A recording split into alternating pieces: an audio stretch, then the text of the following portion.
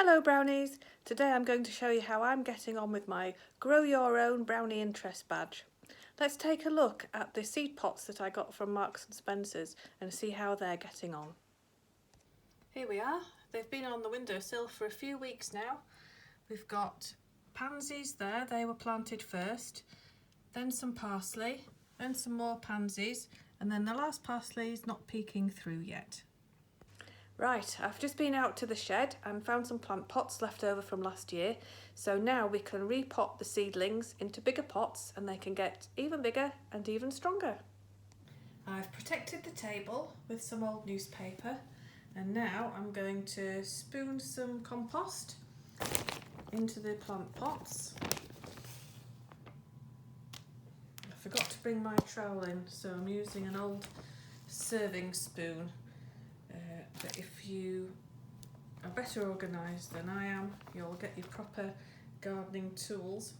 If you need to use something different, you have to make sure that you get permission from your adult before you go borrowing spoons.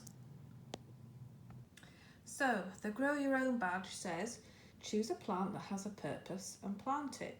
So my plants, I've got pansies, which are beautiful and decorative and will attract bees and butterflies. Parsley, which is edible, some more pansies, and then the last one, which I told you before was another parsley, it's actually a sweet pepper, so that's going to be another edible plant. So these are the pansies that were planted earlier in March, and I've got to carefully get the seedlings out and put them into their new pot. Now, the stems of the seedlings are very, very delicate, so what we need to do, I'm using my special pokey tool, which is called a dibber.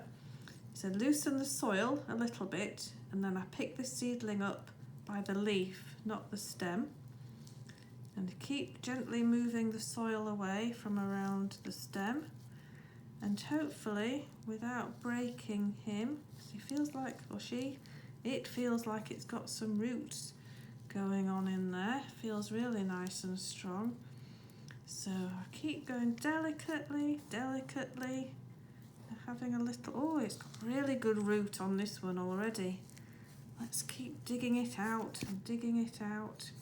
I don't want to pull too hard because otherwise I'm going to snap it and that would just be a disaster. Don't worry if you're using these peat pots and they fall to bits, look. Well, that's a better idea. There he's come out. Wow, look at all those roots. That's amazing. Come on, let's get this last little bit out. Doing really well. Come on, there we go. So another one's got tangled in there, look.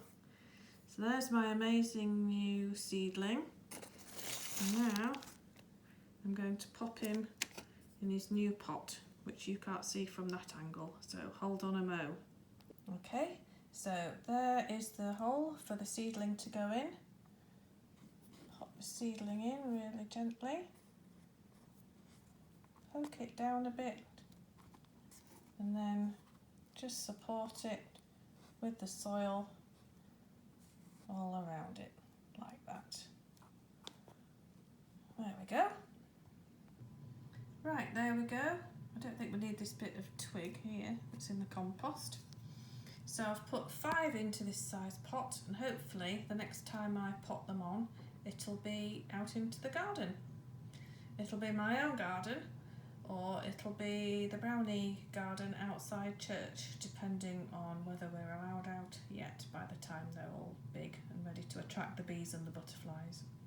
So I've still got the other plants to do, but that shows you how to pot on some seedlings. Now I'm going to show you the garden design that I've done for a garden I would love to have. The badge criteria says we need to close our eyes and imagine what the dream garden would look like. Choose a theme if you want, perhaps a jungle garden or a magical garden. How will you use your dream garden to relax in? Now, turn your dream into a design. Consider the types of plants you'll show in your design. Plants have lots of different scents and colours. What will your flowers smell and look like? Add notes and labels to your design. Imagine that both you and visitors will want to enjoy the garden. When you start to plan your dream garden, you might like to write down a few ideas of things that you'd like in there, and then you can remember to include them when you actually come to draw it. In this occasion, I just did a list, and it included things like a garden swing with a canopy, a water feature, a loo area for Rosie, butterfly and bee plants, trees and hedges for the birds, fence to see the views at the end of the garden, steps down to a seating area, curves and soft edges, lilac tree, fruit and veg patch and owl solar lights. And then I did a little scribble of what I was thinking, just in case I forgot by the time I came around to draw it. And then my tips for drawing would be use a soft HB or a B pencil, not a maths pencil, which have an H on them. This makes it easier to rub out if you change your mind. Then you can use pencils or paints or pens or felt tips to colour it in, or you could cut up a garden catalogue or another magazine and make a collage, as long as your adult has finished with the magazine or catalogue. And you can brainstorm your garden must-haves onto a mind map if you like, or you can just make a list like that. Totally up to you. But that way, hopefully you'll remember to include everything that you want to when you design your dream garden. Good luck, can't wait to see them. Here's the overview of my dream garden. I'll show you around. So we come out of the steps here, ding ding ding, into a nice paved area with seating around here and lovely cushions. And then we've got some steps going upwards. There's some stepping stones over to this corner. And in this corner there's a hedge which will hide the compost bin and the log pile and a bug hotel that I will have built. And then coming down here, this is a water feature with fish swimming around in it and the water's trickling down this way. You have to imagine it's the other way up. I'm not very good at drawing in perspective. Moving along, here's my veg patch with a lovely neat rows of vegetables. And then here we've got a little hedge, and Rosie will come round here through this bit here, and that's where she's going to do her busies out of the way. And it's got a little covering from these steps that go down here, because Rosie does not like going out in the rain, so she'll be undercover going to her special toilet area. And then we've got a lovely flower bed here with all different coloured scented flowers, what will smell lovely, especially if you're sitting in the seating area. Coming out of this side, we have got the herb garden. That will also smell lovely and attract lots of lovely insects. And then here we have got the fruit garden. So we've got apples, plums, fruit bushes at the front. These fruit trees are called espaliers, and that's when you spread the branches out, so it's nice and easy to pick the fruit that grows on it. We've got a hedge going down this side of the garden. Some lilacs and buddleia bushes here, they get loads of butterflies and will smell delicious. And this is a swinging seat with a canopy over top for the shade. Stepping stones here, those are owl faces, just in case you couldn't tell. I've got a fence all along the back so I can still see out into the fields and the big view beyond. And then here I've got another flower bed, lots of beautiful different coloured flowers in. And then all around here, that's lawn, so that's good for playing on, sticking your swing ball in, running around, skipping, doing whatever I want to do. So that's my garden. We need to label our pots so that we don't forget what type of plant is growing in each one. Sometimes you might have some specifically bought labels that you can write the name of the flowers or the vegetables on.